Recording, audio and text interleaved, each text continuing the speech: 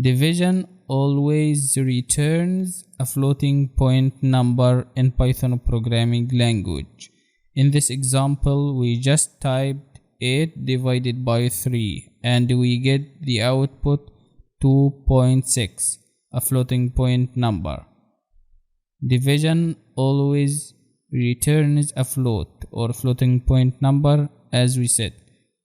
To do floor division and get an integer result instead of floating point number, in this case discarding any fractional result, you can use the double slash operator.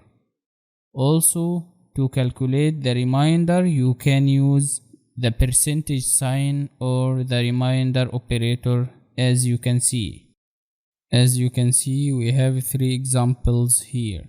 The first example is normal division using a single slash. The number 17 divided by the number 5, and thus the result is a floating point number. As you can see, it is number 3.4.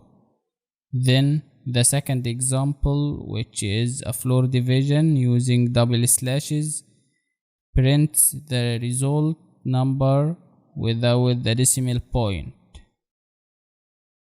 And the third example that we have here is to print the remainder of the process of dividing 17 by 5 using the percentage sign. And you should know, in this case, if there is no remainder of the division process, like replacing this 17 with the number 15, for example, the result will be 0 in this case.